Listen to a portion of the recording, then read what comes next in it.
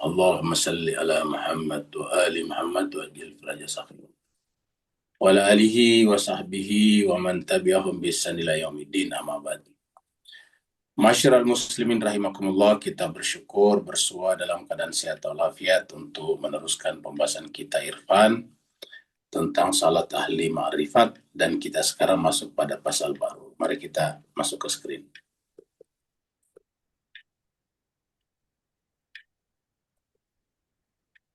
Jadi terakhir kita sampai di sini ya tentang wudhu ya.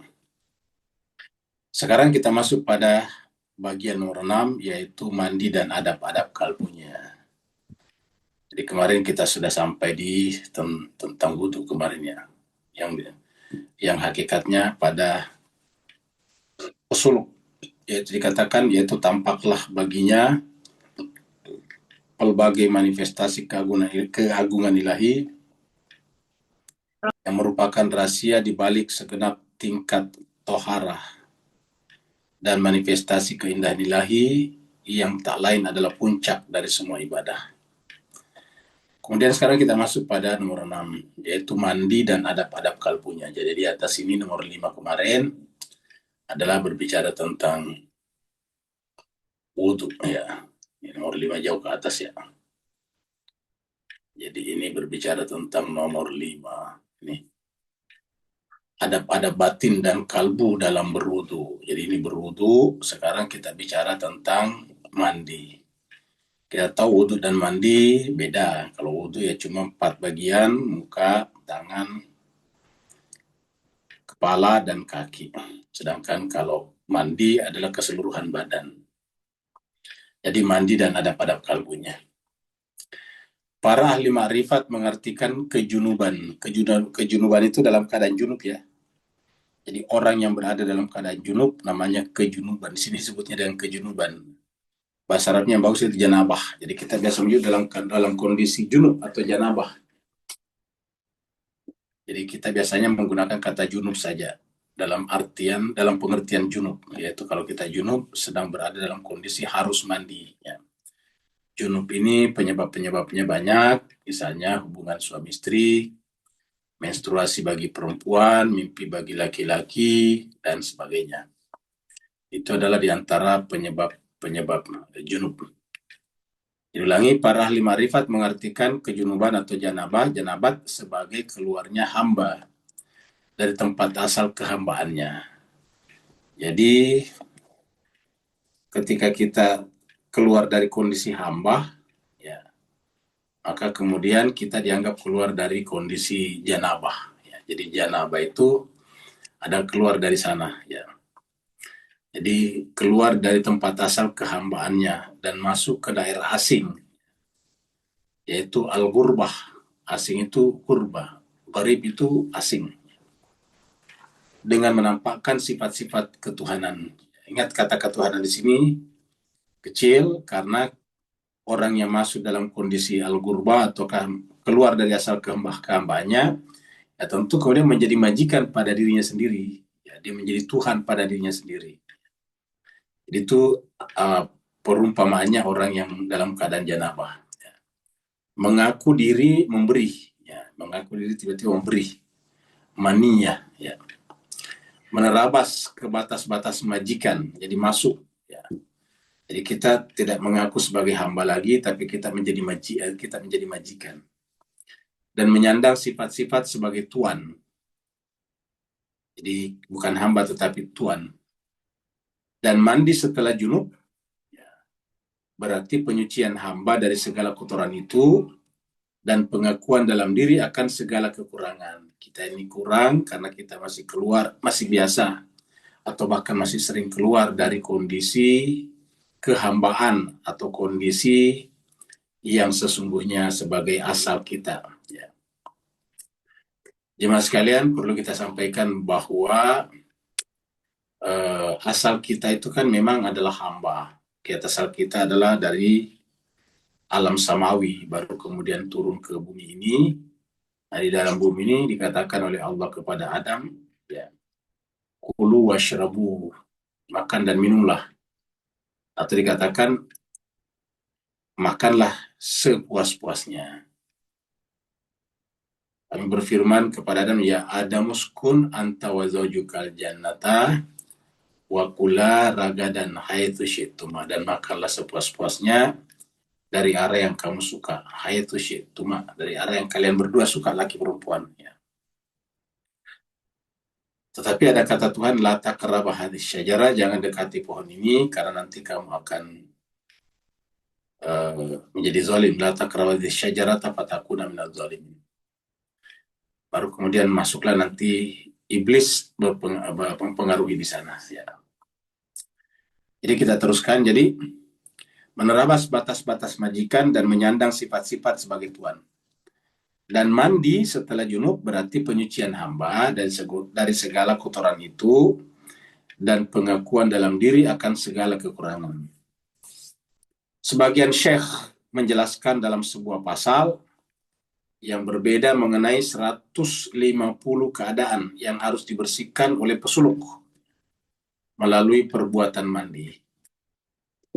Di sebagian syekh menjelaskan dalam 10 pasal, di 10 pasal yang berbeda mengenai 150 keadaan yang harus dibersihkan oleh pesuluk melalui perbuatan mandi. Jadi ada 10 keadaan. Tentu tidak semua disebutkan di sini, karena ini hanya merupakan ringkasan, bukan buku rinci. Kebanyakannya atau semuanya merujuk pada kemuliaan, kebesaran, kesombongan diri, kecintaan diri, dan perhatian kepada diri sendiri. Nah, jadi jemaah sekalian terbaik, kalau kita baca di sini, ya, konsep yang hampir sama, saya tidak mengatakan sama, konsep yang hampir sama, yang dipakai di kalangan saudara-saudara kita yang Kristiani, terutama yang tidak menikah, ya, menikah. Karena bagi mereka pernikahan itu ya mengeluarkan mereka dari asal kehambaannya, sehingga kemudian mereka tidak melakukan itu. Tentu saja bagi orang-orang Nasrani ya penyebab masalah hanyalah pernikahan saja, makanya mereka tidak menikah. Tentu mereka tidak mengenal istilah-istilah yang lain seperti misalnya menstruasi. Jadi menstruasi bagi mereka bukanlah menjadi penyebab janabat dan sebagainya. Jadi yang bagi mereka merusak kesucian itu cuma satu, itu pernikahan. Itulah sebabnya mereka tidak menikah, terutama bagi Katolik ya, Katolik. Kalau di Buddha ya, Buddha kan juga tidak menikah ya, dia punya bukti tadi itu saya tidak tahu ya alasannya. Jadi saya belum paham betul kenapa Buddha itu juga tidak menikah. Ada biksu dan ada bikuni. Mungkin kurang lebih sama. Kalau di sini adalah pernikahan, kalau di sini adalah juga masalah-masalah yang sifatnya duniawi. Karena kalau kita lihat saudara kita di kalangan Hindu Buddha itu biksu, benar-benar duniawi ditinggalkan. Bajunya cuma itu saja, ya kemana-mana sendal ala kadarnya.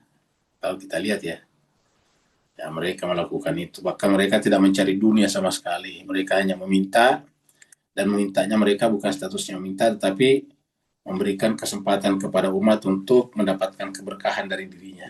Ya. Jadi itu yang mereka lakukan. Sebagian syekh menjelaskan dalam 10 pasal tersebut ya, bahwa kebanyakan atau semuanya merujuk pada kemuliaan, kebesaran, kesombongan diri, kecintaan. Maksudnya itu kita merasa mulia, kita merasa besar, sombong, cinta diri, dan perhatian kepada diri sendiri. Jadi kondisi di janabat itu adalah perhatian kepada diri sendiri. Penulis lembaran-lembaran ini yaitu Imam Khomeini rahmatullah alaih berkata janabah atau janabat itu adalah kesirnaan. Jadi janabat justru berada dalam kondisi fana di alam bendawi. Kita kan juga tujuannya bersuluk menempuh perjalanan rohani agar kita fana di alam baqa, di dalam zat yang kekal, Allah SWT. Jadi kita fana yang ada hanya Allah, itu kalau konsep suluk. Karena kita memang pada hakikatnya tidak ada. Nah, sedangkan kalau janabah itu juga fana juga, tapi fananya bukan ke dalam yang baqa, bukan fana ke dalam kebakaan ilahi, tetapi fana ke dalam alam bendawi. Ya, jadi dia fana di dalam alam bendawi. Kata fana di alam bendawi kan berarti bahwa seakan-akan benda itulah yang kekal. dan kita ini adalah fana. Jadi kita meleburkan diri ke dalam alam benda agar kita kekal. Dan itu konsepnya sama dengan yang dibicarakan di dalam surat Al-Humazah. Dalam Al-Humazah dikatakan, wailul likulli humazatil lumazah alladzi jama'a malan wa addada yahsabu. Nah, itu kita lihat di sini. Jadi ada seperti itu. Di surat Al-Humazah. Kalau kita lihat sini, Bismillahirrahmanirrahim. Wailul likulli humazatil lumazah. Ya. Neraka wailah bagi setiap orang yang humazah, suka mengumpat, lumazah, dan juga suka mencelah. Siapakah mereka yang suka mengumpat dan mencela ini? Alladzi, yaitu orang yang jamaah mengumpulkan. Jamaah malan, mengumpulkan harta benda, wa'adadalah, dan menghitung-hitungnya. Jadi alladzi jama'a malan wa'addada, mengumpulkan harta benda dan hanya menghitung-hitungnya saja. Jadi mengumpulkan harta benda dan menghitung-hitungnya. Nah, kenapa mereka mengumpulkan benda? Ini dia. Ya sabu, karena mereka menyangka, mengira anna bahwasanya malahu, harta bendanya itu akhla, dan mengekalkannya, jadi niat kekal di sini. Jadi ketika menganggap bendanya mengekalkannya, kan berarti agar mereka bisa kekal, dia harus fana di dalam kekekalan benda. Itu dikatakan kekekalan duniawi. Ya sabu anna malahu akhlada. Harusnya akhlada itu kan adalah bukan malah, tetapi Allah, bukan malahu. Jadi ya sabu anna malahu akhlada. Yang mengekalkan kita itu adalah Allah. Jadi harusnya ya sabu anna ilahahu akhlada. Harusnya sini bukan malau tapi ilahahu, Tuhannya gitu. Ataukah yasanu anna rabbahu akhlada. Mereka menyangka bahwa Tuhanlah yang mengekalkan. Itu baru benar, sangkanya benar kalau begitu. Jadi kalau menganggap mal, harta benda sebagai mengekalkan itu keliru. Ya, jadi harta benda ini tidak akan mengekalkan kita. Harta benda tidak bisa berbuat apa-apa. Kalau harta benda mengekalkan manusia, berarti semakin banyak hartanya orang, semakin kekal, semakin panjang umurnya. Dan semakin sedikit hartanya orang, semakin cepat matinya. Nah, tetapi pada kenyataannya, pada faktanya tidak seperti itu. Jadi dengan demikian, asumsi atau perkiraan ini keliru. Jadi kalau berpikir bahwa harta itu bisa mengekalkan kita, itu keliru. Ya. Maka dikatakan kalla, sekali-sekali tidak, orang seperti ini yang menyangka kekal dengan hartanya, layum badanna, pasti akan dilemparkan fil hutomah, ke dalam neraka hutomah. Ke dalam hutomah. Wama adraka mal hutomah. Dan apakah kamu mengetahui apakah al hutomah itu? Jadi katakan narullahil muqadah. Jadi namanya al hutomah itu adalah narullahi, apinya Allah, al muqadah, yang dinyalakan. Jadi narullahil muqadah, apinya Allah yang dinyalakan. Jadi orang yang berpikir begitu akan mendapatkan narullahil muqadah. Jadi inilah yang keliru, dan inilah yang dikatakan Imam Khomeini di sini tadi. Ya. Jadi menganggap kita kekal. Ya. Jadi kita teruskan lagi. Jadi janabah ialah kesirnaan atau fana di alam bendawi. Harusnya kan fana ke dalam yang maha kekal. Jadi yang kekal itu cuma satu, karena dikatakan dalam Al-Quran, Allah itu adalah yang kekal. Kullu man 'alaiha fan wa yabqa wajhu rabbih zul jalali wal ikram. Nah, jadi dikatakan bahwa kullu man 'alaiha fan, semuanya akan fana, binasa. Kullu man 'alaiha fan wa yabqa, dan yang akan kekal, yang akan baqa, wa yabqa wajhu rabbika, adalah wajah Tuhanmu, zul jalali wal ikram, yang memiliki kemuliaan. Nah, jadi dengan demikian mensirnakan atau memfanakan diri ke alam bendawi, alam dunia, keliru. Jadi janabah adalah kesirnaan atau kefanaan diri di dalam bendawi, kelengahan dari alam rohani. Jadi kita justru lengah dari alam rohani karena sudah ada dalam bendawi. Ya. Padahal alam rohani lah yang merupakan tujuan akhir kesempurnaan. Jadi kalau kita ingin sempurna, ya bergerak menuju kepada alam rohani. Kalau kita menuju kepada kebendaan, alam bendawi bukan sempurna, tetapi semakin cacat. Jadi kelengahan dari alam rohani yang merupakan alam rohani adalah yang merupakan tujuan akhir kesempurnaan kerajaan biologis hewani. Jadi kita ini berada pada kerajaan biologis hewani. Nah, di sini kita berada dalam penuh dengan kecacatan, dan supaya kita sempurna, kita bergerak menuju ke alam rohani. Jadi kesempurnaan kerajaan biologis hewani dan keterperosokan ke tempat yang paling rendah. Jadi inilah tempat yang paling rendah. Tadi kita katakan tadi, sepertinya konsep ini yang dianut saudara-saudara kita yang beragama Nasrani, terutama yang Katolik. Ya. Jadi mandi adalah penyucian dari semua kesalahan itu. Jadi mandi adalah penyucian dari semua kesalahan itu melalui sikap berpaling dari dominasi benda atau dalam diri. Jadi mandi adalah penyucian dari semua kesalahan itu melalui sikap berpaling dari dominasi benda. Jadi mandi itu artinya meninggalkan alam bendawi dan meninggalkan alam dominasi, alam lahiriah, dan atau lalu kembali ke pangkuan Sang Maha Pengasih. Sultan Rahmania penguasa yang penuh dengan kasih sayang dan berada dalam kendali ilahi. Nah, jadi begitu ada filosofinya kalau di sini. Ya, kemudian caranya tak lain dengan mengguyur seluruh kerajaan jiwanya yang telah sirna di alam bendawi dan tergoda bujukan setan. Nah, jadi jemaat sekalian berbahagia, kita lihat di sini, maka mandi pun di sini adalah simbolik saja untuk mengguyur kerajaan jiwa kita yang telah sirna ke dalam alam bendawi. Sirna adalah fana karena tergoda oleh bujukan setan. Nah, kalau kita menggunakan paragraf-paragraf Imam Khomeini di sini dan sini ya, kalau kita lihat ya, kalau kita tarik garis dari sini, ke sini, ke sini. Maka ini jemaah sekalian, ya, kurang lebih sama dengan ayat-ayat yang berkenaan dengan surat Al-Baqarah yang kita angkat tadi, setan tadi. Coba kita lihat di sini baru kita bisa menafsirkan supaya tidak salah paham ya. Kita kembali tadi ke surat Al-Baqarah.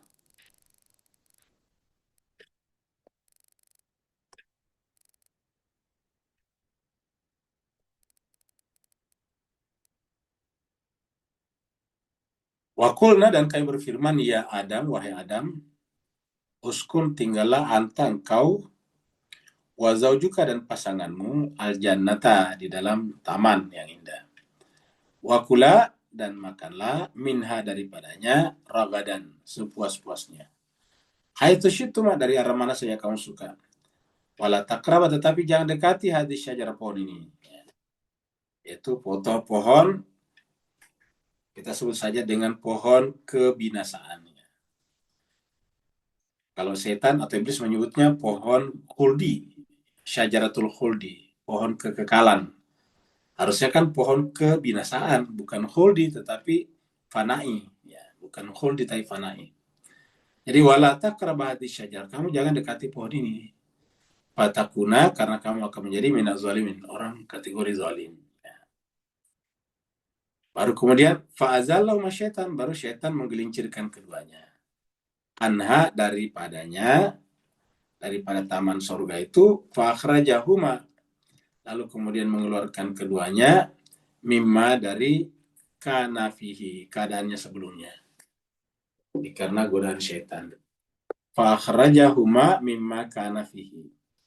Wakulna, dan kami berfirman sebagai akibat dari tadi ini, ihbitu, turunlah. Jadi ini muncul kata ihbitu, ba'dukum li ba'din aduh. Turunlah dari kondisi surga itu. Nah, di bawah, turun ke bawah itulah letaknya permusuhan. Di permusuhan itu di alam bendawi. Dikatakan ihbitu ba'dukum li ba'din aduh. Walakum fil ardi, dan kalian di muka bumi itu mustaqar, ada tempat tinggal, wa mataun, dan kesenangan, ilahin, sampai batas waktu tertentu. Nah, jadi di sini kelihatan bahwa syaitan mempunyai peranan di sini untuk membuat orang masuk dalam kategori zalim dengan melanggar pohon ini. Makanya kata kuncinya pada larangan ini, wala taqraba hadhihi syajarah, jangan dekati pohon ini. Semua di dunia boleh, tapi pohon yang satu ini jangan didekati. Karena kalau kamu dekatinya fatakuna minaz zalimin. Tentu saja kalau kita tanya saudara-saudara kita beragama Katolik, karena ini ayat ini pasti ada di mereka juga di Perjanjian Lama, walaupun mungkin tidak persis sama redaksinya. Nah, tentu mereka saudara-saudara kita di Katolik mengartikan itu sebagai pernikahan. Tadi katakan la taqrabu hadhihi syajarah, itu pohon pernikahan. Janganlah kalian berdua mendekati pohon pernikahan ini, karena kamu akan menjadi zalim. Kamu artinya kalau versi Kristen ya, kamu nantinya tidak mengurusi umat, tapi kamu hanya mengurusi keluargamu saja. Nah, kurang lebih begitulah. Nah, tetapi kita katakan ini versi Kristen terutama yang Katolik, karena Protestan tidak juga. Yahudi sebelum Kristen juga tidak begitu. Jadi ini tentu penafsirannya kurang lebih diambil dari hal-hal seperti ini. Nah, kalau kita itu hanya simbolik jiwa sebetulnya, bukan luaran, tapi jiwa. Nah, kita teruskan di sini. Maka dari itu, adab-adab kalbu dalam pelaksanaan mandi, lagi-lagi perlu adab kalbu namanya. Ya. Karena memang yang kita ingin bebaskan pada saat kita mandi itu adalah kalbu kita. Ya. Yang kita ingin bebaskan di sini adalah kalbu. Dalam pelaksanaan mandi. Jadi, adab-adab kalbu, adab-adab hati, dalam pelaksanaan mandi dalam pengertian berkisar pada upaya seseorang pesuluk saat mandi untuk tidak berhenti hanya pada penyucian lahiriah. Jadi bagi seorang pesuluk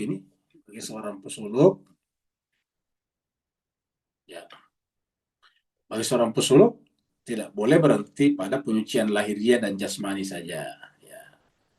Makanya kita katakan itu kan hanya simbolik saja. Jadi walaupun mengguyur seluruh tubuh tentu bersih, tetapi tidak boleh berhenti pada kebersihan lahiriah, tapi harus masuk kepada penyucian. Kalau bersih bersifat lahiriah, kalau suci bersifat rohaniah. Di sini katakan bahwa seorang pesuluk saat mandi tidak boleh berhenti hanya pada penyucian lahiriah dan jasmani yang merupakan kulit luar, kulit luar dan segi duniawi. Jadi penyucian lahir batin ini, penyucian lahiriah dan jasmani merupakan kulit luar dari segi duniawi. Jadi luarannya saja. Jadi artinya sama wudhu yang kita bicarakan kemarin, tidak berhenti pada tangan kaki saja, tetapi harus masuk ke dalam kalbu. Melainkan juga harus memperhatikan kejunuban yang ada di lubuk kalbunya. Jadi ini harus penekanannya di sini saya kira, yaitu harus memperhatikan kejunuban yang ada di lubuk kalbunya. Harus memperhatikan kejunuban yang ada di lubuk kalbunya. Dan kedalaman rohnya sampai terasa olehnya bahwa pembasuhan batin lebih penting daripada pembasuhan lahiriah. Kedalaman rohnya sampai terasa olehnya bahwa pembasuhan batin lebih penting daripada pembasuhan lahiriah. Jadi ingat, pembasuhan batin lebih penting. Pembasuhan batin lebih penting daripada pembasuhan lahiriah. Pembasuhan batin lebih penting daripada pembasuhan batinnya. Ini warnanya tidak terlalu kelihatannya. Nah, kita pakai yang ini. Jadi pembasuhan batin lebih penting daripada pembasuhan lahiriah.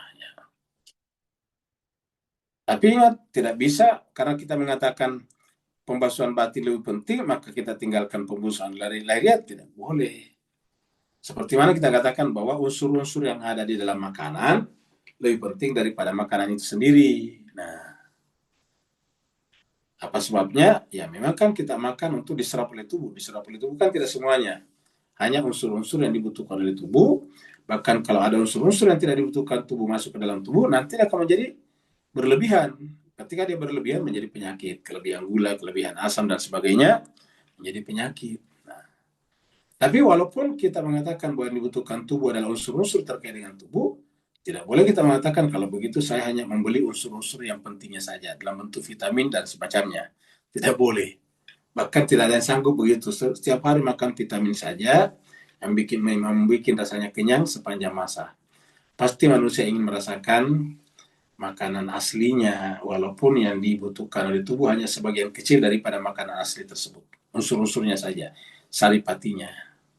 Nah, hal yang sama tidak boleh kita mengatakan karena batin itu lebih penting daripada lahiriah, maka kita tinggalkan lahiriahnya dan ambil batinnya. Tidak boleh. Harus dua unsur itu terpadu, yaitu lahir dan batin. Berwudu dan mandi secara lahiriah, tetapi tidak boleh berhenti di situ. Harus kita masuk bahwa ada yang perlu dimandiin yang lain, yaitu batin kita. Di batin kita diguyur dengan air agar hidup, karena pembahasan kita sebelumnya, yang mendatangkan kehidupan itu adalah air. Karena pada hakikatnya ada manusia yang jiwanya mati. Jadi ada orang yang jiwanya mati. Orangnya masih hidup, jasadnya masih hidup, tetapi jiwanya telah mati. Seperti yang disyaratkan di dalam surat 6 ayat 20, 122. 122. Ini ada kata maitan di sini. Awaman kana maitan. Maitan itu mati. Maitan dalam pengertian isim, kalau bentuk fiilnya mata, mata ya mutu. Kalau bentuk apa namanya, kata bendanya, ini dia maitan. Atau apakah orang yang sudah mati hatinya, maksudnya. Maitan itu mati hatinya, karena kalau mati tubuhnya tidak mungkin dihidupkan lagi. Jadi awamangkana maitan, apakah mereka orang-orang yang tadinya hatinya mati, fahyainahu, lalu kami menghidupkan hatinya tadi sini, waja'alna, dan kami menjadikan lahu baginya nuran. Cahaya ini kepada siapa? Kepada yang tadinya mati. Ya. Siapa yang tadinya mati di sini? Jiwa, bukan tubuh. Jadi yang dihidupkan di sini adalah jiwanya setelah mati. Dan Allah menjadikan setelah hidupnya jiwa kembali ini dengan cahaya, yang dengan cahaya itu yamshi bihi finnas. Dengan cahaya ini dia, orang itu, berjalan di tengah-tengah manusia. Bihi, dengannya, dengan cahaya tersebut, finnas, di tengah-tengah manusia. Apakah orang seperti ini yang jiwanya hidup kembali, lalu kaman masalu, sama perumpamannya dengan orang berada dalam azlumat, dalam kegelapan. Maka sama orang yang membawa cahaya obor daripada orang yang hidup dalam kegelapan, bahkan hidupnya dalam kegelapan, tidak punya sama sekali api, korek, dan sebagainya, sehingga laisa bi kharijin minha, tidak ada tempat untuk keluar daripadanya. Jadi kalau tidak ada tempat untuk keluar daripada cahaya, daripada kegelapan, berarti tidak ada korek, tidak ada sumber api, semuanya tidak ada. Dibayangkanlah Bapak Ibu sekalian terperangkap di sebuah gedung yang tertutup rapat di malam hari, dan di tangan tidak ada handphone, tidak ada lilin, tidak ada korek, pokoknya tidak ada sumber api. Nah, kalau kita ada korek kan tidak berasa berat, begitu mati ya kita nyalakan korek. Tapi coba bayangkan kalau kita berada dalam kondisi tidak punya sumber-sumber cahaya, maka kita mungkin berputus asa di sana. Kenapa? Karena laisa bi khariji minha, tidak bisa keluar daripadanya. Tidak bisa keluar dari mana? Kegelapan. Nah, jadi artinya ini adalah orang yang buta, tapi di sini orang hidup, berarti pasti tidak sama nih. Kan dikatakan apakah sama? Kadzalika, begitulah, zuyina, kami memberikan pemandangan baik, atau namanya perhiasan, jadikan indah, lil kafirin, di mata orang-orang yang menolak akhirat, makanu, ya melun, apa mereka kerjakan, dilihatnya indah. Zuyina, dijadikan indah. Jadi melihat dunia indah itu bukan hanya orang beriman, tapi ini lil kafirin juga. Dia bisa melihat dengan indah. Zuyina itu dipandang indah. Dibuat memandang itu sesuatu dengan indah. Zuyina lil kafirina makanu ya'malun. Ya, atas apa yang mereka kerjakan. Nah, jadi dengan demikian ada orang yang tadinya hatinya mati bisa hidup kembali. Maka dia harus berusaha menghindari dominasi jiwa biologis. Jadi ingat, dominasi jiwa biologis. Ya. Jiwa biologis itu adalah jiwa yang memanggil kita untuk memenuhi kebutuhan biologis. Ya. Makanan, minuman, suami istri, dan sebagainya itu adalah biologis. Dan unsur hewania. Jadi biologis dan unsur hewania atas jiwa Sang Maha Pengasih. Makanya di dalam Al-Quran, orang-orang yang tidak bisa memenangkan jiwanya terhadap biologisnya, maka sering disebut dengan hewan ternaknya. Bahkan lebih buruk lagi disebut sebagai hewan melata. Contohnya kita lihat di sini nih. Surat 17. Al-An'am surat 7 ya, bukan 17 ini. 179. Ya.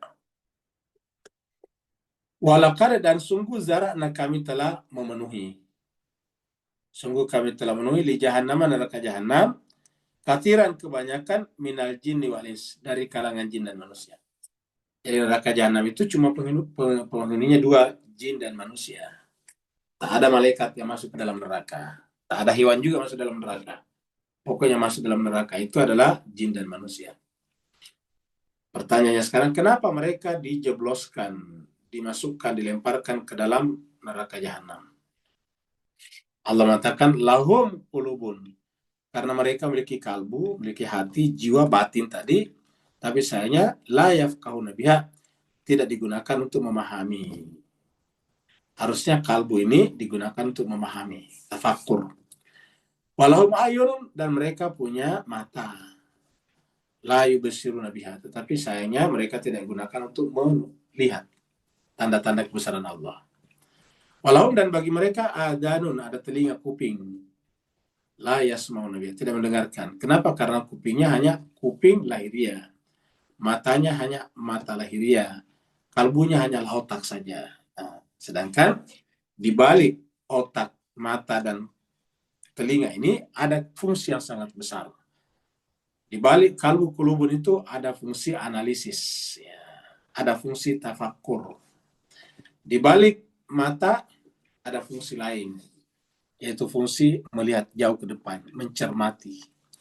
Azan, fungsi batinianya adalah mendengarkan. Mendengarkan dunia ini, suara-suara dunia ini, ya, supaya kita bisa tahu kebaikan dan keburukan, kita bisa tahu apakah ini cocok atau tidak cocok dengan agama dan kita. Jadi walahum adanu la yasma'una biha. Apa kata Allah? Ulaika mereka itulah ka seperti al-anam. Jadi ka ini seperti. Mereka itulah seperti al-anam, hewan ternak. Jadi orang-orang yang seperti tadi di atas ini adalah seperti hewan ternak. Kenapa? Hewan ternak ini punya telinga juga. Hewan ternak ini punya mata juga. Hewan ternak ini punya otak juga. Ya, jadi hewan-hewan itu punya otak. Ya. Menggumpalnya otaknya mirip dengan kita manusia. Cuma mungkin postur tengkorak kepalanya berbeda. Sehingga kemudian bentuk otak berbeda juga. Tapi kesimpulannya, mereka ini adalah orang yang tidak digunakan pikirannya untuk memahami, tidak digunakan matanya untuk memproyeksikan sesuatu jauh ke depan, dan tidak menggunakan kupingnya, telinganya untuk mendengarkan suara-suara yang ada di sekitarnya. Walahum adanu la yasmauna biha. Apa yang terjadi kata Tuhan setelah itu? Ulaika, mereka itulah ka seperti al-anam, seperti hewan ternak. Nah, jadi kita lihat sini. Al-anam, hewan ternak, balhum adal, bakal lebih sesat lagi. Ulaika humul ghafilun, mereka adalah orang-orang yang lalai. Jadi kesimpulannya muncul kata al-anam di sini, hewan ternak. Nih, hewan ternak, ya. Jadi dia hanya seperti hewan ternak saja.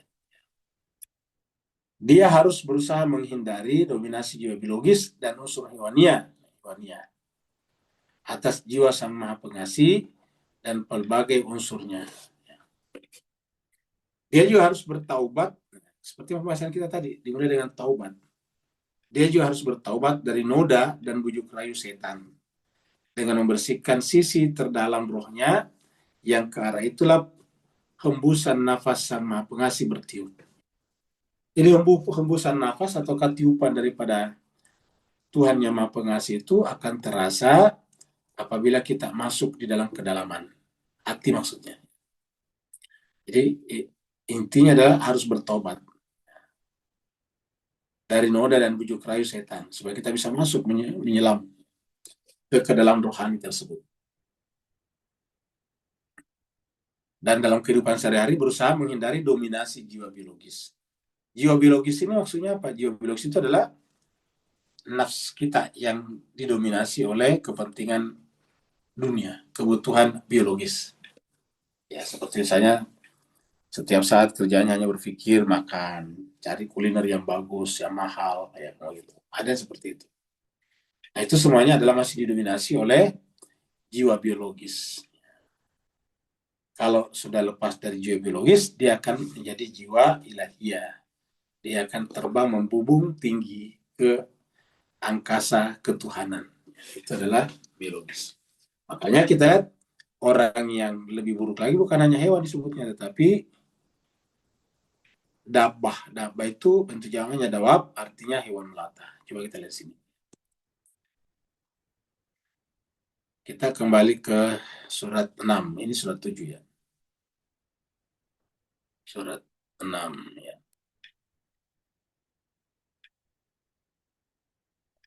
Maaf, surat 8 ya, maju. 8 ayat 22. Allah berfirman, Inna syarrad dawab. Sungguhnya seburuk-buruk dawab, hewan melata. Dawab itu artinya hewan melata. Ya, hewan melata, indah Allah di sisi Allah, adalah asum, orang yang tidak mau mendengar. Asum itu maksudnya membuat dirinya tuli. Ya, tidak mau mendengarkan yang baik-baik. Kemudian al-bukam, bukmun, adalah bisu, tidak mau berbicara. Ya, jadi ingat kalau kita ingin maju pengetahuannya dan kearifannya, kita harus mau mendengar dan juga harus berbicara, berkomunikasi. Nah, siapakah mereka yang seperti ini? Yaitu syarrad dawabi indallahi summul bukmu. Ya, mereka ini adalah alladzina la yaqilun. Yaitu orang-orang yang tidak menggunakan akal pikirannya. Alladzina la yaqilun. Orang-orang yang tidak berani menggunakan akal pikirannya. Ya. Nah, ini adalah lebih parah lagi, ini hewan ternak, bukan hewan ternak lagi di sini, tapi dawab. Dawab itu artinya hewan melata. Jadi dawab itu hewan melata, sini artikan binatang doang, tapi lebih luas dari binatang saja. Dawab, kita lihat di sini. Nah, coba kita lihat dabah. Bentuk tunggalnya itu dabah. Dabah. So,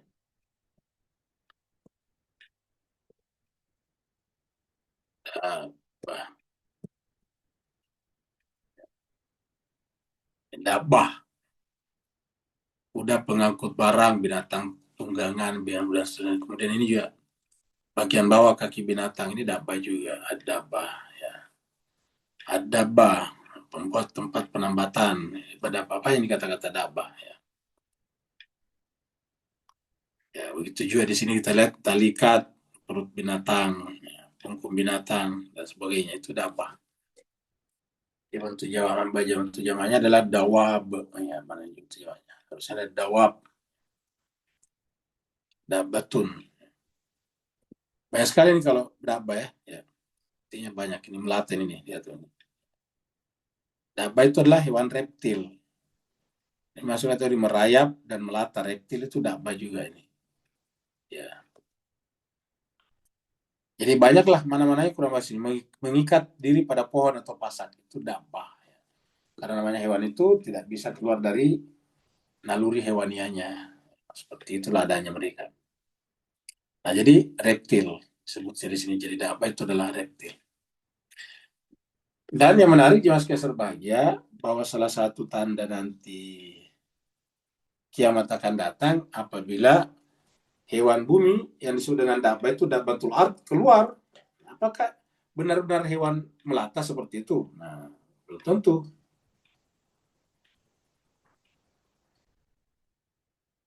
Tapi artinya apa? Allah menjelaskan bahwa ada kondisi di mana kita nanti manusia terjebak kepada sifat-sifat hewani sebetulnya. Coba kita lihat sini kata dabbatul ard ya. Dabbah. Di sini ada tanda kiamat. Dabbah. Ya, surat Al-Nahl. An-Nahl ya, bukan An-Nahl. An-Nahl di sini. Ya. Surat An-Nahl surat 27 ayat 82. Coba kita lihat. Surat 27 ayat 82 tadi. Ya, 82.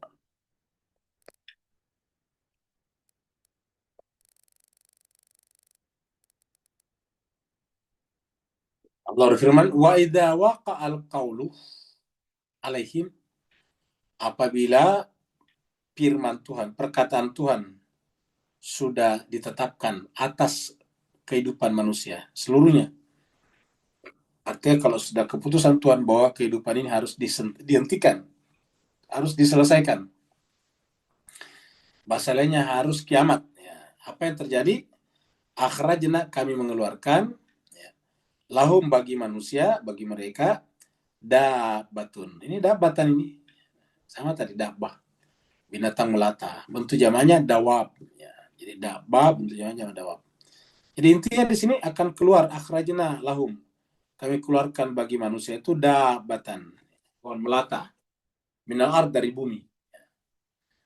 Apakah itu hewan melata beneran dalam pengertian seperti kadal misalnya, atau misalnya eh, komodo misalnya? Tentu kalau kita lihat bukan. Kenapa? Karena ini bisa berbicara nih. Ya. Jadi dabbatan minal ardi tukallimuhum. Yang dabba ini bisa berbicara kepada manusia nih. Jadi kalau dia bisa berbicara, tentu harusnya bukan dabba dalam pengertian hewan beneran, tetapi perumpamaan. Karena dakba itu adalah hewan satu yang menjijikan, yang kedua adalah merayap di tanah sehingga kotor seperti itu. Jadi kalau kata-kata dakba kita artikan dengan sosok-sosok manusia yang kotor hidupnya, nah inilah tanda-tanda akhir hari kiamat adalah apabila muncul dakbatan minal ardi. Tukallimu, yang berbicara kepada mereka, annan nasa, bahwa manusia itu kanu adalah biayatina, terhadap ayat-ayat kami itu Al-Quran, la yukinun, mereka tidak yakin. Kata ayat-ayat di sini termasuk para nabi dan rasul. La yukinun, mereka tidak yakin. Mereka tidak yakin tentang Al-Quran, tentang ayat-ayat Allah, tentang kitab suci. Ya, jadi mereka ya berbicara bahwa manusia itu ya, annan nasa kanu, terhadap ayat kami. Jadi kata-kata kami di sini yang berbicara adalah dakba ini. Jadi kami bisa berbicara ini. Ya, si dakba mengatakan bahwa manusia itu terhadap ayat kami, nah kan berarti pemilik ayat ini, ya, layuk yang tidak yakin. Nah, dengan demikian ini adalah ya, karena manusia juga tadi disebut dengan dabba, inasyarat dawab. Kata-kata inasyarat dawab kan berarti ada juga dawab yang bagus. Kita kembali ke bacaan. Jadi ulangi lagi, dia harus berusaha menghindari dominasi jiwa biologisnya dan unsur hewaninya atas jiwa. Jadi harus jiwa menang. Ya, jiwa apa? Jiwa sang maha pengasih, karena dia adalah meniupkan rohnya kepada kita. Dan pelbagai unsurnya, berbagai macam unsur-unsurnya. Makanya kalau kita ingin mencapai makam Tuhan, harus kita berlindung dari Allah dari pengaruh-pengaruh ini jiwa biologis. Ya. Seperti dalam surat An-Nazi'at. Ya, kita lihat surat An-Nazi'at, surat 79.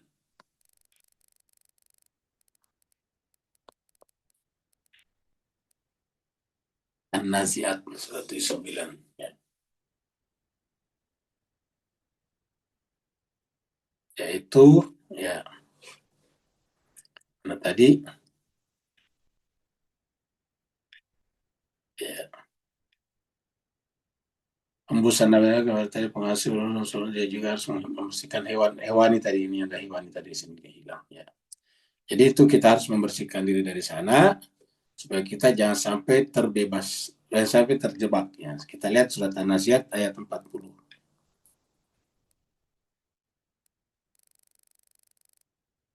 Ya.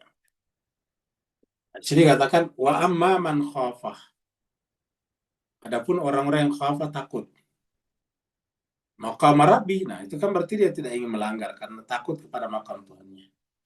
Wa amma man khafa maqam Rabbi wa nahan nafs, dan menahan nafs dirinya anil hawa. Jadi nafsnya ditahan, ya, supaya tidak dikuasai oleh hawanya. Hawa tadi kita sebut dengan nafas bendawinya di sini nih, ya. Jadi kita ulangi tadi di sini, mana tadi di sini, ya. Ya. Jadi kita lagi di sini, ya. Dia harus berusaha menghindari dominasi jiwa biologis, ya ini. Dia harus menghindari dominasi jiwa biologis, ya, dan unsur hewaninya atas jiwa sang pengasih. Yaitu kita harus menahan ini, ya. Ini anggaplah ini adalah nafs, ini adalah jiwa rohani, ini adalah jiwa biologis. Ini harus dibendung, ditahan dari sini al-hawa. Al-hawa ini kita artikan dengan jiwa hewani, jiwa duniawi, biologis, sedangkan nafs ini adalah jiwa ilahiyah. Nah, ini harus kita tahan, harus kita ada bodyguardnya, harus ada penahannya nih, naha. Kita yang menahan tekanan hawa agar jangan sampai menguasai nafs. Kalau istilahnya sih jangan sampai mendominasi, ya. Menghindari dominasi jiwa biologis dan unsur hewaninya atas jiwa pengasih, jiwa sang pengasih, nafsur rahman. Kita harus menguasainya supaya jangan masuk kategori nafsur rahman. Jadi ini adalah nafsur rahman. Dia juga harus bertaubat dari noda dan bujuk rayu setan dengan membersihkan sisi terdalam rohnya. Yang ke arah itulah hembusan nafas sang maha pengasih bertiup. Sembusan nafas rahman ini. Ya, ini sama, nafsur rahman bertiup dari segala andil setan yang tak lain adalah tawajuh kepada selain Allah.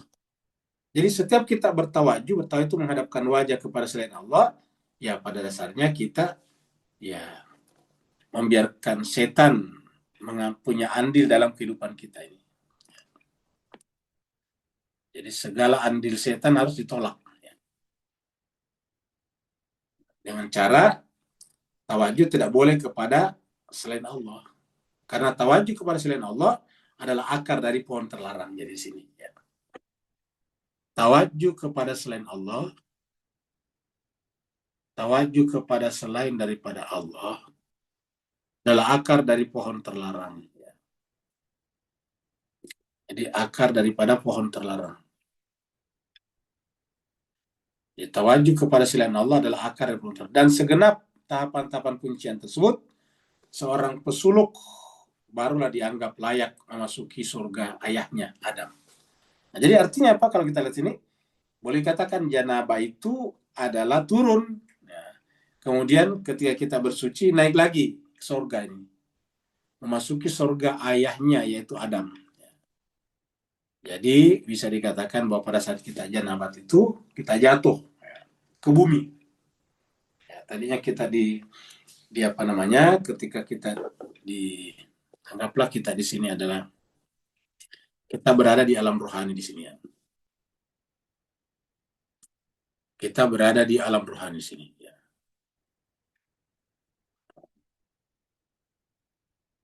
Di atas sini kita sebut dengan alam rohani, ya. Alam rohani. Nah, di bawah sini adalah alam bendawi tadi, alam bendawi. Kalau istilah tadi makomnya adalah alam bendawi. Alam rohani, alam bendawi. Sebenarnya kita dilahirkan di atas sini, ya. Kita dilahirkan di atas sini. Jadi kita di bawah sini, ya. Di atas sini maksudnya, ya. Jadi kita di atas sini, ya. Ya. Jadi kita semua di atas sini, alam rohani, ya. Ya. Tetapi apa yang terjadi kemudian, ya?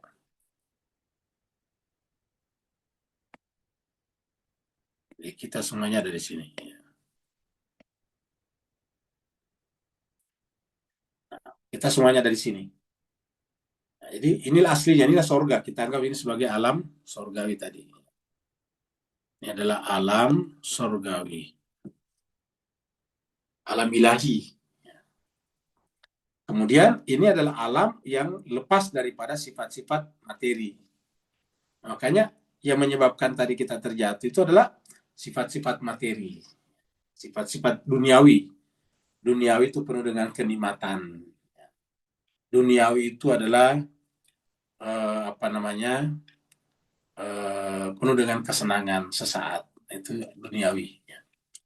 Maka kita lihat di sini, semua tadi yang menyebabkan orang menjadi junub adalah di sini, seperti berhubungan badan, kan begitu. Nah, dengan demikian, ini simbol ya. Maka dengan demikian kita turun. Karena kok tiba-tiba perhatian berpindah kepada selain Allah, seakan-akan sumber kenikmatan itu bukanlah dari Tuhan, tetapi dari diri kita sendiri. Nah, seperti itu, manusia. Maka tadi dikatakan bahwa mempertuhan dirinya. Dia menjadi mempertuhan yang lain selain daripada Allah. Nah, inilah harus kita. Makanya begitu kita jatuh ke bawah, harus secepatnya begitu melakukan perbuatan itu, maka kemudian jatuh ke bawah sini. Jatuh ke bawah. Nah, untuk kemudian naik ke atas, ya caranya berwudu. Janabat. Ya. Supaya ini bisa bergerak ke atas lagi, ya. Ini adalah janabat. Ya. Ini janabat ataukah junub, ya. Ini yang dilakukan. Jatuh ke bawah, naik ke atas, ya. Jadi dalam Al-Quran itu dikatakan, jangan dekati pohon ini, kamu akan zalim. Ya. Di sini dikatakan, tadi wala taqrabah hadhihi syajarah fatakuna minaz zalimin. Ya. Jadi kesenangan-kesenangan seperti itu. Ya. Coba kalau kita lihat ini jemaah sekalian ya. Ya. Kita kembali tadi dulu ke surat Al-Baqarah lagi. Ayatnya 35 tadi ya. Jadi kalau kita baca baik-baik, coba kita baca dengan tenang ini ayat. Wa qulna, dan kami kata Tuhan berfirman, wahai Adam, uskun anta wa zawjuka, tinggal engkau dengan pasanganmu al-jannah di sorga. Ya. Sorga maksudnya kalau menurut saya di bumi juga ini, tetapi penuh dengan kenikmatan, tidak ada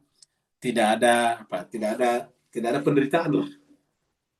Bayangkanlah misalnya bumi ini masih original, belum ada kehidupan manusia, yang ada adalah hewan-hewan saja. Bayangkanlah bumi ini belum ada manusianya. Coba Bapak sekalian bisa bayangkan. Bapak, Ibu, Tuan dan Puan pasti biasa melihat video atau podcast berkenaan dengan tempat-tempat yang indah di muka bumi ini. Itu kan indah sekali ya. Belakangnya background gunung-gunung yang berwarna hijau, konturnya berbeda-beda, tinggi rendah, ada lancip, ada kerucut dan sebagainya, ada yang tumpul, berkombinasi dengan baik. Kita lihat di bawahnya lembahnya, ada danau, ya. Ada air, kemudian di sekitarnya ada hutan. Nah, di sana ada, kita lihat burung-burung berterbangan di atas danau untuk mencari ikan. Itu alangkah indahnya kalau kita lihat itu. Di background-nya, di belakangnya ditingkahi dengan awan-awan, ya, di balik sana. Sesekali muncul misalnya pelangi di belakang sana. Itu kan indah sekali ya. Tapi ingat, semuanya itu adalah bukan aslinya. Keindahan bukan surga asli maksudnya. Tapi itu pun sudah sangat indah. Itu indah sekali. Jadi bayangkanlah sungai-sungai masih ori, belum ada yang tercemar, belum ada yang ditutup pinggirnya oleh manusia untuk buat bangunan-bangunan yang yang gampang membuang sampah ke sungai. Bayangkanlah itu sungai-sungai masih asli, masih alami, masih nature. Itu indah sekali, benar-benar seperti surga. Ya, bayangkanlah kita belum ada di muka bumi, tapi kita membayangkan di alam rohani kita bagaimana bumi seperti itu. Lalu kemudian diciptakan Adam dan Hawa. Ketika diciptakan Adam dan Hawa, bisa kita artikan syajarah di sini adalah mempunyai keturunan, seperti itulah.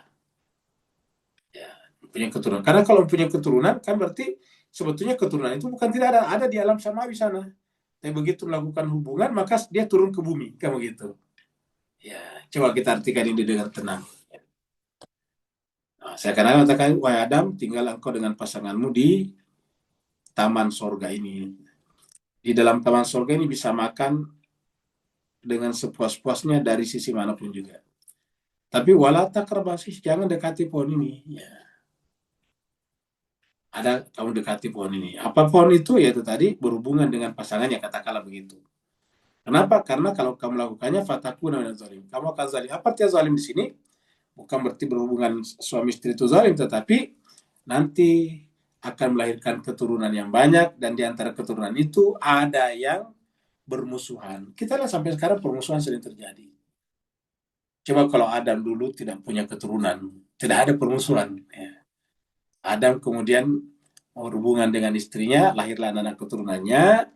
Nah, keturunannya lah menciptakan perang, genosida, perang antar negara, perang antar komunitas, perang antar mazhab, dan sebagainya, perang antar agama, perang antar suku. Bayangkan saja di Perang Dunia Pertama dan Kedua, total yang meninggal sampai 70 juta jiwa orang pada saat itu. Ya. Begitu banyaknya. Ya. Jadi katakan, wala takraba, janganlah kalian berdua mendekati pohon ini. Fatakuna minaz zalimin. Kamu akan menjadi zalim. Maka di sini dikatakan, sayangnya fa'azallahuma syaitan. Syaitan itu membisikkan, kata syaitan ini kan membisik, menggelincirkan keduanya. Dari mana? Anha, daripada surga itu. Kondisi surga yang ori tadi. Sehingga apa yang terjadi setelah mereka melakukan itu, fa'akhrajahuma, Allah mengeluarkan keduanya mimma kanafi, dari keadaannya semula. Kenapa? Karena mereka punya keturunan. Maka dikatakan, wa qulna, kami pun berfirman, ihbitu, turunlah. Ya. Kata-kata turunlah ini kenapa? Karena sudah banyak ini. Ba'dukum li ba'd. Kan tiba-tiba muncul bentuk jamak di sini. Bapak, Ibu, kalau perhatikan bahasa Arab ya, di ayat ini sederhana sekali. Ya. Pertama di sini berbicara tentang dua, huma. Di sini kita lihat perintahnya kepada kedua. Ya Adam, wahai Adam, uskun anta, engkau, wa zaujuka, kan berarti dua. Engkau dan pasanganmu, engkau dan istrimu. Jadi dua, anta wa zaujuka. Maka di sini muncul kata dua di kula, ini pakai mat karena dua. Kalian berdua makanlah. Ya. Syik tuma, ini sesuka kalian berdua. Syik tuma, ma. Tumanya menunjukkan dua. Ya, tumanya dua. Wala takraba, ini juga takraba. Aslinya wala takrab, tapi wala takraba ada matnya di sini. Ya. Aslinya dari kata takrabani. Jadi kalau mudhari takrabani. Ya. Jadi karena ada lanya la takraba. Ya. Jadi intinya mat ini menunjukkan dua. Ya. Kemudian ini fatakuna, ini juga. Ya. Fatakuna kalau banyak fatakunu, ataukah fatakun kalau satu. Ini fatakuna, ya. Kalian akan menjadi, kalian berdua. Ya. Kalian berdua menjadi minaz zalim. Masuk golongan orang-orang zalim. Nah, jadi lihat di sini mukhatabnya dua-dua, bentuk double, bentuk musanna namanya dalam bahasa Arab. Ini musanna, bentuk double, dua orang. Tiba-tiba di sini, ini masih dua di sini. Syaitan menggelincirkan keduanya. Huma ini keduanya, jadi masih dua. Fa'azallahuma syaitan menggelincirkan keduanya. Anak daripada surga. Fa'akhrajahuma, ini juga Allah mengeluarkan keduanya. Berkat setan tadi mempengaruhi mereka. Akhrajahuma. Ya. Huma itu kedua, Adam dan Hawa. Mimma kanafih. Ya. Sampai di sini. Tapi coba lihat, masih satu ayat, tetapi pindah ke sini, tiba-tiba menjadi jamak ini. Coba lihat. Ya, di sini kan kita lihat bahwa pasti berbeda di sini anunya. Antara yang di atas dengan yang di bawah. Antara bagian atas sini dengan bagian bawah sini. Wakulna, dan kami berfirman, ihbitu, ini. Lihat ini. Ini bentuk jamak ini. Ya. Jadi ihbitu habata yahbituna, sebetulnya yahbituna. Tapi menjadi amar, menjadi ihbitu. Ya, nunnya dihilangkan. Nah, ya. Ihbitu, ya. Turunlah kalian semua ini. Ya. Ba'dukum, ini kumnya sudah muncul. Kum menunjukkan banyak. Karena sini juga banyak. Maka ba'dukum, sebagian kalian, li ba'din, terhadap sebagian lain, aduun, bermusuh-musuhan. Walakum, ini kumnya lagi, dan bagi kalian semuanya. Bukan lagi kalau masih Adam dan Hawa, tentu walakuma. Tapi ini bukan walakuma. Ini bukan ba'dukuma, tapi ba'dukum. Nah, jadi kita lihat sejak dari sini menjadi jamak di sini. Kumnya jamak. Kumnya di sini jamak. Ya. Walakum, dan bagi kalian, jamak banyak. Ya. Bagi kalian di muka bumi itu mustaqar, tempat tinggal. Wa mataan, dan kesenangan ilahi. Nah, ini ada kesenangan sampai waktu tertentu saja. Nah, jadi kita lihat jemaah sekalian, tiba-tiba berubah menjadi bentuk jamak. untuk banyak. Berarti artinya apa? Yang dibicarakan di sini adalah Adam dan Hawa, tapi pada akhirnya seluruh manusia. Karena begitu terjadi hubungan Adam dan Hawa, melahirkanlah anak. Beberapa anak ke bawah. Dan sudah mulai ribut antara Kabil dan Habil. Apalagi setelah jauh ke bawah, ya, kita berketurunan, akhirnya lahirlah permusuh-musuhan tadi. Ba'dukum libat dinaduk. Ya. Pertanyaan sekarang, apakah kemudian kita harus berhenti berumah tangga? Ya. Menjawabannya tidak. Apa sebabnya? Kalau kita umat Islam memahaminya dan harus berhenti berketurunan, tidak berumah tangga semuanya, maka apa artinya umat Islam akan binasa pada saat ketika yang lain tetap berketurunan. Sementara Allah menurunkan Rasul atau umat Islam untuk kepada orang lain. Maka otomatis karena orang lain tetap berketurunan, umat Islam harus berketurunan tetapi dengan membawa tugas. Apa tugasnya? Di sini kita lihat ya. Surat Al-Imran 110.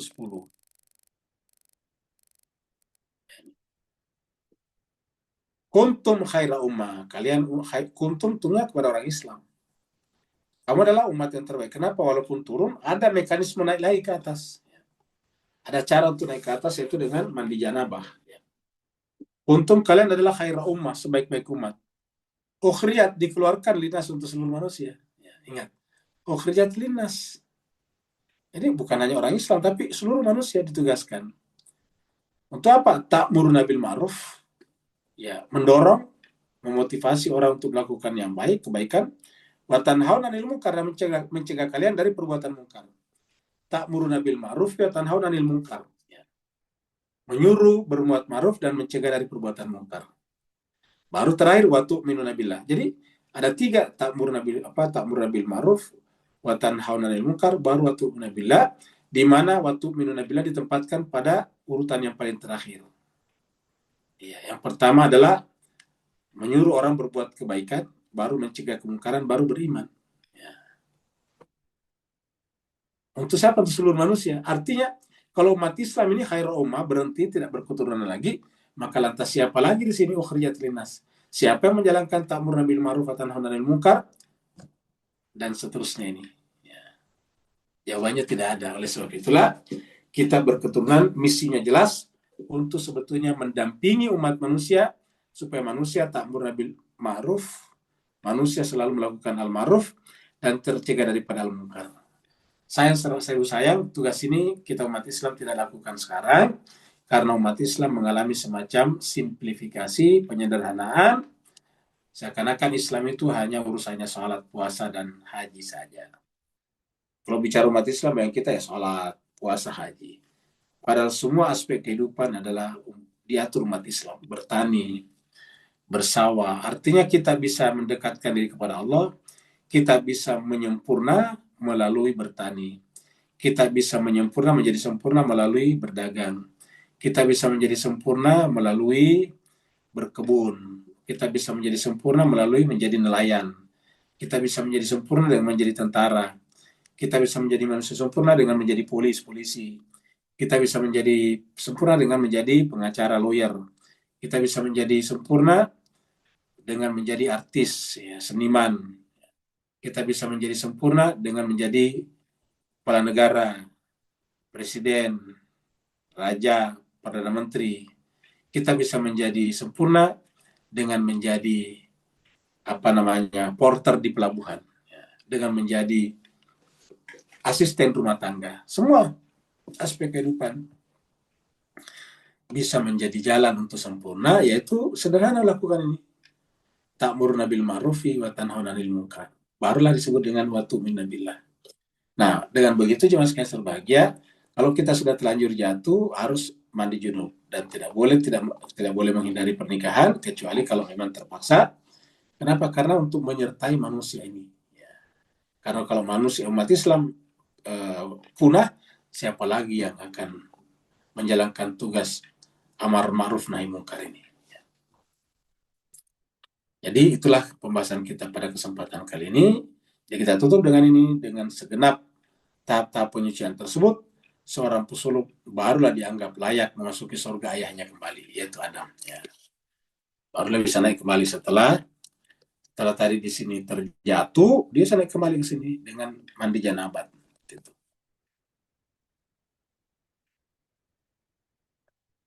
Jadi kita sampai hari malam sampai tanggal 6 September 25. Terima kasih banyak atas perhatiannya. Bapak Ibu ada yang bertanya silakan. Waalaikumsalam. Waalaikumsalam warahmatullahi wabarakatuh. Silakan Pak.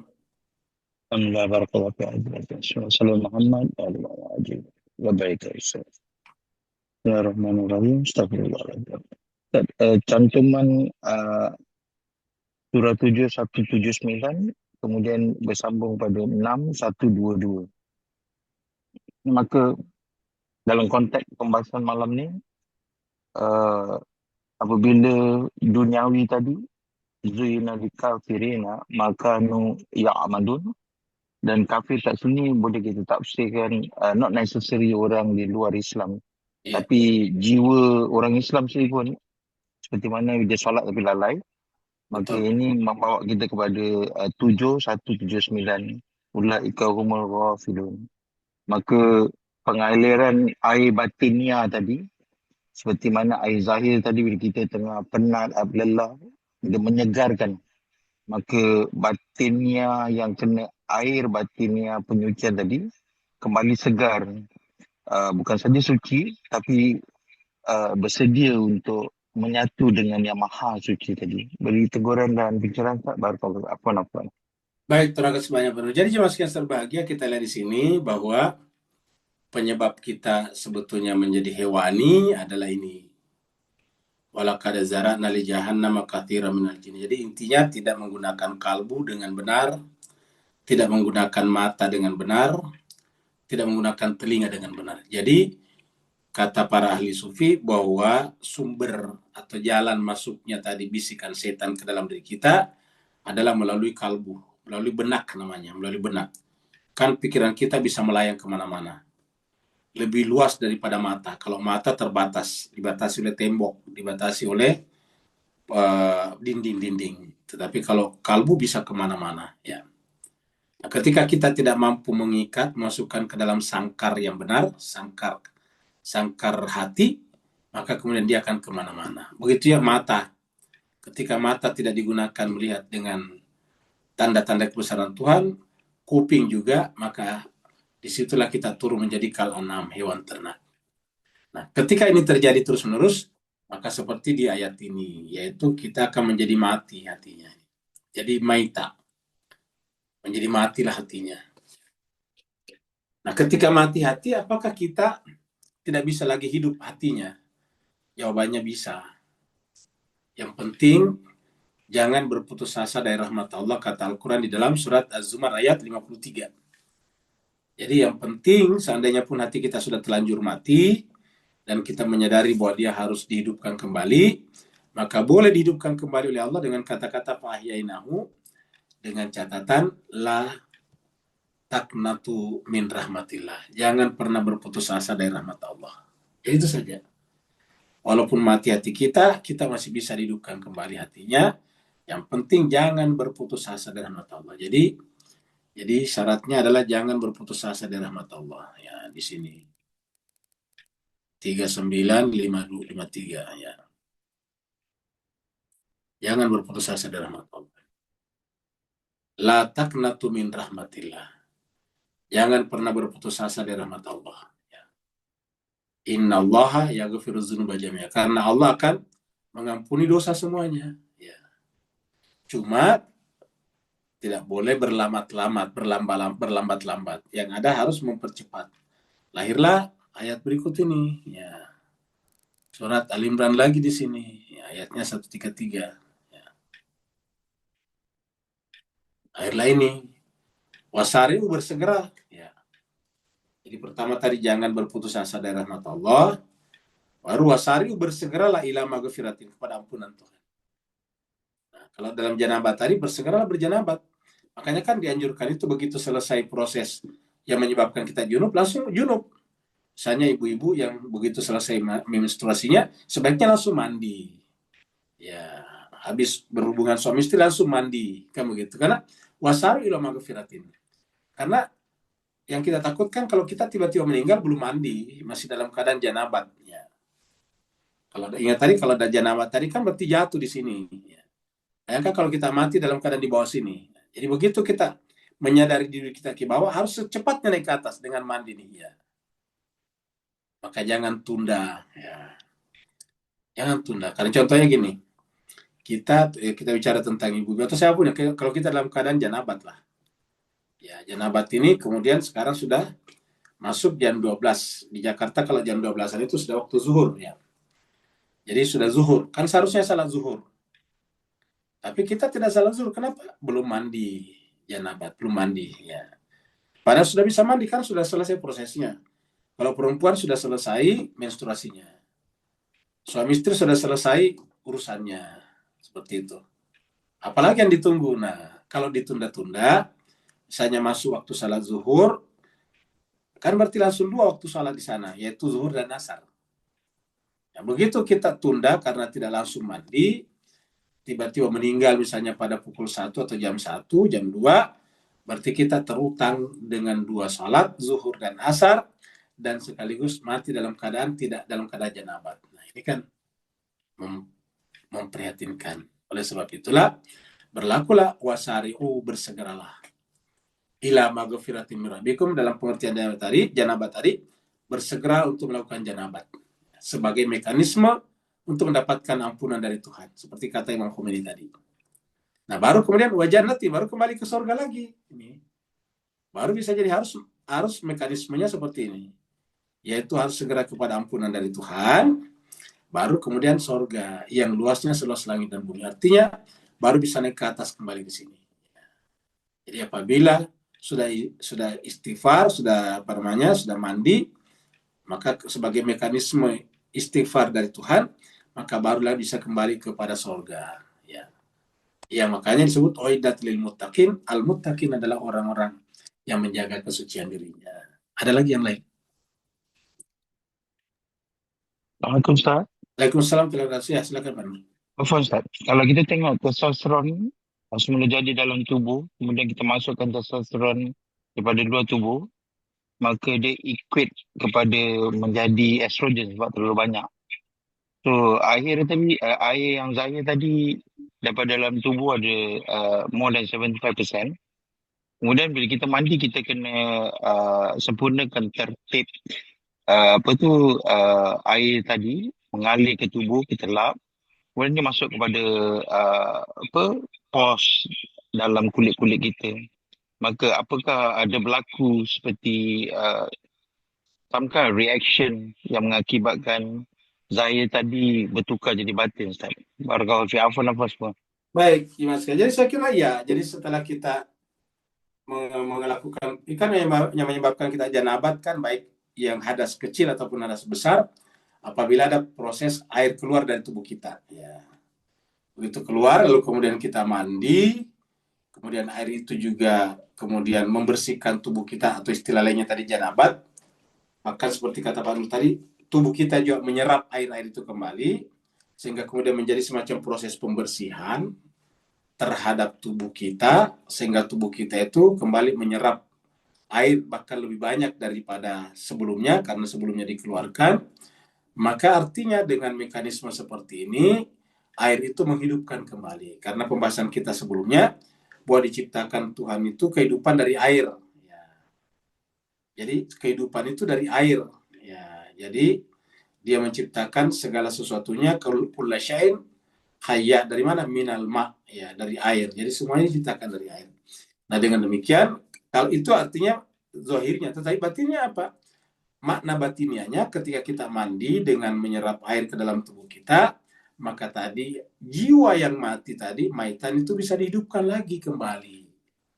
Hidup kembali lagi. Dan Bapak Ibu yang sangat berbahagia, Tuan dan Puan, kalau kita rasakan ya, kalau kita memang habis mandi itu kan enak sekali rasanya. Coba deh. Kalau kita habis mandi, ya itu enak sekali. Cobalah kita misalnya jalan saja dan berkeringat, kan begitu, keluar keringat. kemudian kita kembali ke rumah. Setelah itu kemudian mandi itu enak sekali. Ya. Itu kan tadi berkeringat, air keluar. Setelah itu kemudian kita mandi, setelah keringatnya kering, kita kemudian mandi. Itu baru contoh keringat, belum lagi dengan tadi penyebab janabat. Ya. Jadi kita mandi itu langsung terasa enak, nyaman sekali.